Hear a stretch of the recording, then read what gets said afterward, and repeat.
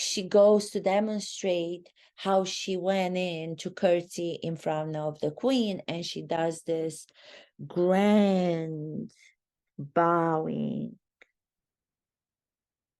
and she sits in it for like 1, 2, 3, 4, 5 seconds, and then she comes up and she goes, "Nice to meet you. It's a pleasure to meet you, Your Majesty. I don't know how to do it. I'm just an ignorant girl from California who's a really bad actress. And I don't know how to take a bow because I've never had an experience on a theater stage. I've never had a theatrical experience to take a bow in a theatrical project." So when people say that she's doing the bow because she's an actress, she's not doing the bow as an actress, because if she were an actress, she would have had experiences. She would have done off-Broadway shows. She would have done acting. She would have been taking courses in acting, and she would have had the opportunity to learn how to bow, which is not an extreme 3 seconds to 4 seconds bow all the way to the ground. If you watch actors on stage, they don't put their arms out when they bow after finishing a show. They come on and they bow and they come up. They bow, they come up. So what was so difficult for you, Meghan, to understand about what curtsying is? If you were an actress who had experience taking theatrical bows on the stage, you would have known what that curtsy is. It's the same thing as a theatrical bow. It doesn't have to be exaggerated. The reason why she goes so deep into it when she is portraying it to us, demonstrating it to us, is because she's doing it from the perspective of a bad actress. No shame in it. Just admit it. We heard this elephant rummaging, and she's trying to use her sensory again. There was this elephant rummaging, but she doesn't know how to go far enough. She's afraid to let herself not be the perfect self that she wants to impose on us. But she's trying, but she doesn't know how to do it. She doesn't know how to use sensory work because she never got to understand that that's what acting is about. Acting is about sensory work. Then people are saying about Meghan Markle that she can make herself cry out of her left eye because she demonstrated some years ago she needs 3 seconds to cry out of the left eye. It's not about producing tears. This is what drives me crazy about people who talk about acting as if they know what acting is. That is so wrong.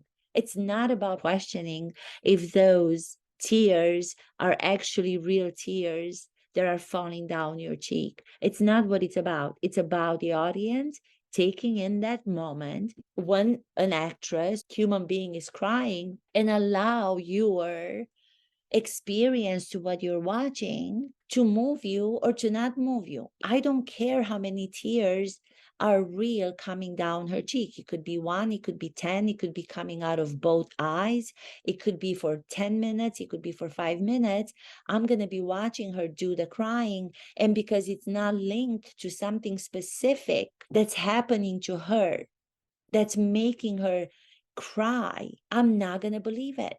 All you have to do is allow yourself as an audience member to say, am I being moved when this person is crying? One other thing that I've always wanted to comment on, which I don't think anybody has, and this is, again, due to the fact that I'm putting myself in the situation when I work as an actress and I have to give myself into the circumstances of the characters and I have to analyze the characters. Going back to what Ilya Kazan always says about the definition of acting to be psychology transformed into behavior, I could not help but remembered in my life some years ago, I was dating this one guy and he was bald on top of his head, and then he only had hair on the side and on the back, and he had no beard because I wanted him to be everything that he potentially could be, which was not a good way of going into a relationship. I learned painfully not to do that anymore. It was almost like I wanted him to be what I imagined him to be, so I can relate to the leaving the reality to the side. That's how I can look at these people and break down their behavior and their comportment because of the training that I had as an actress and as an acting coach. And then I allow my own experiences to confirm that, which is the analysis that I'm making on other people. So this guy I really liked him a lot, but when I first met him, I didn't like the fact that he was leaving his hair to grow on the sides and on the back when there was like baldness on top of it. And I also didn't like the fact, that's just my own preference, nothing to do. I'm not saying anything about anybody, but he didn't have any big lips. He had very thin lips. I started saying, what would be really good and helpful in his physical appearance that's going to make him be the guy that I've always wanted to meet? What if he shaves? What if we go and we shave your remaining of the hair because you only have it left on certain parts of the head? Let's just shave that, go bald. And in order to cover the fact that he had no lips or very thin lips, why don't you leave facial hair to see how you would look with a beard? Another thing that I noticed was this with the facial hair.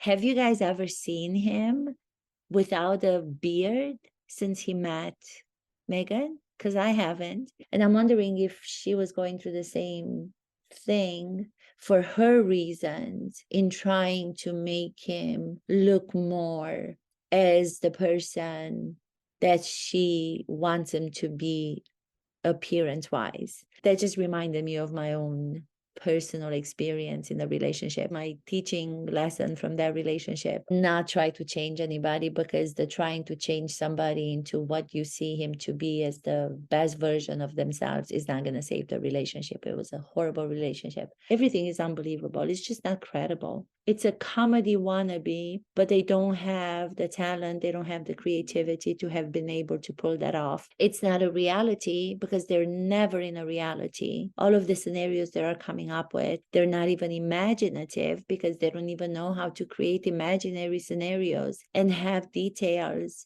that are going to be based in some reality. So everything falls apart. If Harry and Meghan were just Harry and Meghan, they would not have the show on Netflix. These are my observations of these two characters, Harry and Meghan, on the Netflix series. And I hope this analysis and breakdown from the actor's perspective, from the acting coach's perspective, will help you look at people and see how you can understand psychology and what it is to transform psychology into behavior. I hope this will give you more of an insight into great acting versus bad acting. Thank you so much.